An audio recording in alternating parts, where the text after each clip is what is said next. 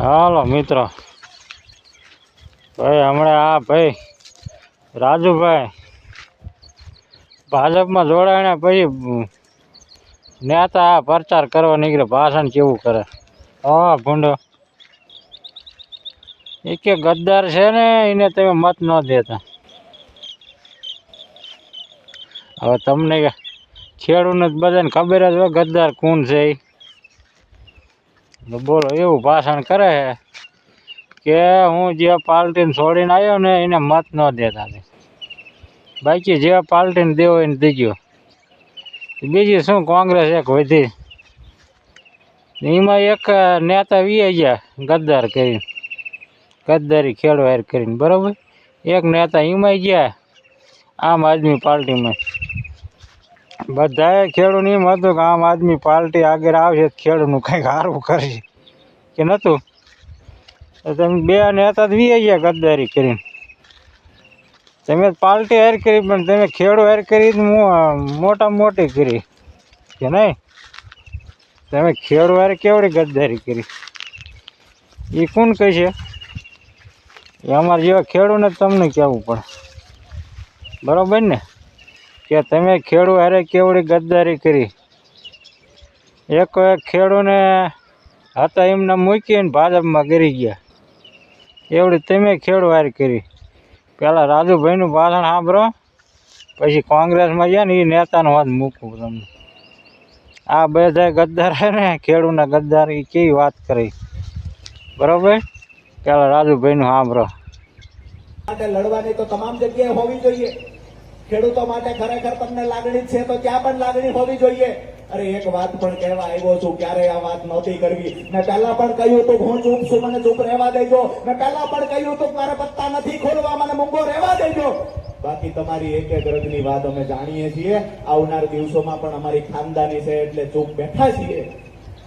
પણ ચોક્કસ એક વાત કરીશ અહીંયા, અને તમામ જિલ્લાઓની અંદર કરીશ કે આ લોકોને મેં નજીકથી જોયા છે.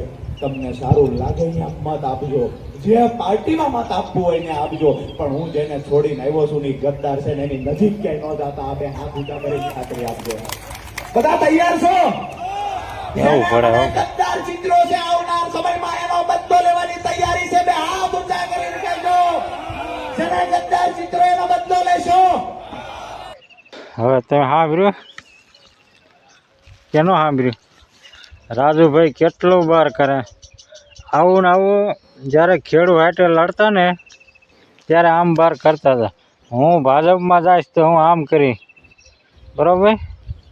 ખેડૂતનું કામ નથી કરતા. આમ ભાજપવાળાને તો આમ હું કોઈ દી પાર્ટીમાં નહીં જાય. આ જોડાઈ ગયા ખેડૂત અહીંયા નહીં ને તમે જોડાઈ ગયા. ગદ્દાર તો હે ને અંદાજ મોટા તમે હો. ખેડૂતમાં હે ને ખેડૂતને જો મોટા મોટી ગદ્દારી કરી હોય ને તો રાજુભાઈ તમે કરી, બીજા એ નહીં. એટલે હે ને ખેડૂતને ખબર જ છે આ મત દેવો હે, પણ હવે તમે ભૂલી ગયા હવે કે કઈ પાર્ટીમાં રહેવા નથી, બરાબર. એટલે ગદ્દારી હંધાય છે ને ખેડૂત હારે તમે કરી તો બીજાએ ન કરી. હવેથી હે ને તમે ગમે એમ કરીને જીતશો એ તો ખબર જ છે હું એ સરકાર ઉપર એમાં હે ને ભાજપની, એટલે તમે જીતી શકજો.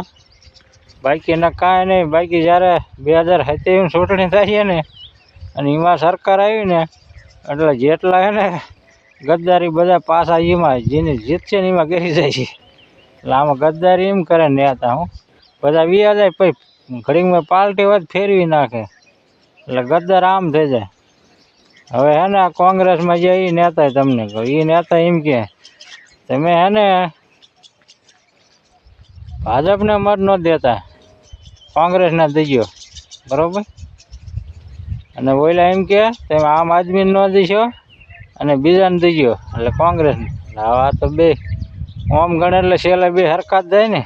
આમ આદમી પાર્ટીવાળાને એકને મત નહીં દેવા, બાકી આ બેને મત જડી જાય, બરાબર. એટલે એવું જ પાર્ટીઓ ત્રણ છે કે જાજુ લડતી અને લડે તો એમાં બીજી પાર્ટીને શું માં ત્રણ માંડ તો ઊભી થયો, બરાબર ને. હવે તમે જુઓ આ બીજા ભાઈ આ તે એના પહેલાં પાર્ટી છોડીને કોંગ્રેસમાં ગયા એને સાંભળો. દરેક ગુજરાતીને બે હાથ જોડીને કે આ વખતે મત કોંગ્રેસને આપજો. બીજેપીને રોકવી ખૂબ જરૂરી છે, કારણ કે આપણી સંસ્કૃતિમાં જે માણસ કમિટેડ ન હોય એના ગોરાનું પાણી પીવું પણ પાપ છે. એ આપણા દાદાએ, આપણા વડીલોએ આપણે શીખવાડેલું છે. બીજેપીનો કોઈ મિત્ર કે તમારો સ્નેહી તમને મળવા આવે, મત માંગવા આવે તો એને 2-5 પ્રશ્નો પૂછજો. એને કહેજો કે મોંઘવારી ઘટાડીશું એવી મોટી મોટી વાતો કરીને ગુજરાત અને દેશને તમે ગુમરાહ કર્યો. આજે મોંઘવારી આત્મહત્યા કરવાનું મન થાય એટલી હદે તમે વધારી દીધી છે. એનો જવાબ શું છે તમારી પાસે? એમને એ પૂછજો કે ધર્મમાં સમર્પણ હોય પણ તમે તમારા સ્વાર્થ માટે ધર્મનો ઉપયોગ કરીને તોડવાનું કામ કર્યું. ચલો, તમારું પાપ તમને મુબારક.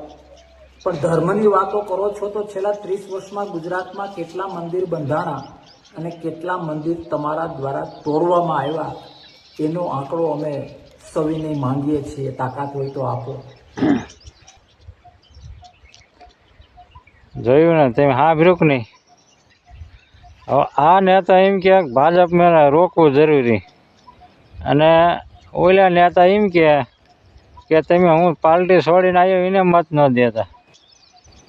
આ નેતા એમ કે તમે કોંગ્રેસને ટેકો મળે. તમે કોંગ્રેસ વાળા એને હારે મળી જાઓ હો, અને હે ને ભાજપ વાળાને બી એકવાર થઈ જાઓ. દેખાય બધાને, પણ તમે ક્યાં ને કોણ? હાલો, તમે કેટલા ફોર્મ પાછા ખેંચ્યા કે નથી ખેંચ્યા? તમને ક્યાંક ક્યાંક ઠેકાણે ઉમેદવાર જ ન જડ્યા. હાલો, આવું તો હાલે, શું કરવાનું? પાર્ટીમાં પૂરા ઉમેદવાર તો ચડવા જોઈએ ને. એના નેતા હોત કે ભાજપને તમને ઉમેદવાર નથી જડ્યા કોંગ્રેસને. આવું જ બધું કે આમાં હે ને વાંક હે ને તમારા 2 નેતાનો જ છે. જો તમે 2 નેતા રહ્યા હોત ને આ પાર્ટીમાં, આમ આદમી પાર્ટીમાં, તો ભાજપ હારે જ પાકું જ હતું. પણ તમે હે ને 2 એક-એકમાં વ્યાસી ગયા. ગદ્દાર તમે 2 નેતા હોય મોટા મોટા. જો ખેડૂના ગદ્દાર નેતા હોય ને તો તમે 2 છો, બરોબર ને? 2 મોટા મોટા ગદ્દાર છો. અને એને એ તમે ગદ્દારી કરીને વહેલા મોડું તમારે આવશે હોત ભાઈ, એ નહીં આવે. હારશે ને તો લગભગ આના ચૂંટણીમાં જ, અને પછી કાંઈ નક્કી ન કહેવાય. ભાજપને ઓયલું છે એટલે કદાચ એ ન હાલે. કોંગ્રેસનું બહુ લાંબુ નક્કી ને, એ તો હારેલું જ છે. ભાજપમાં જ કદાચ હજી સરકાર ભાજપને હે ને એટલે ટેકા મરી કદાચ જીતી જાય રાજુભાઈ. બાકી પછી નક્કી નથી, બરોબર ને? આમ મેન ગદ્દારી હે ને તમે 2 નેતાએ કરી. એક તો 1-2 તી પહેલાં એ કરી હે, પણ એ નેતા હવે દેખાતા ના ઓછા. એ નેતામાં વારો ના આવ્યો ને એટલે નથી દેખાતા, બરોબર ને? ગદ્દારને તો આમાં ઘણા નીકળ્યા. તો ખેડૂ હે ને કંઈક એકદમ ફર્યું હોત ને, આમ પાર્ટી ફરજ ને તો કંઈક ફેર પડે. હવે ગદ્દારી હે ને 2027 મોર નડશે બધાને. સારું ને મિત્ર? એટલે ગદ્દાર તો હે ને ખેડૂને બધાને બચીને જ રહેવું તે સારું. હાલો, આમાં કોણ ઘડીકમાં ગદ્દાર નીકળે ખબર જ ના પડતી. ખેડૂને બધા છેતરીને વ્યા જાય.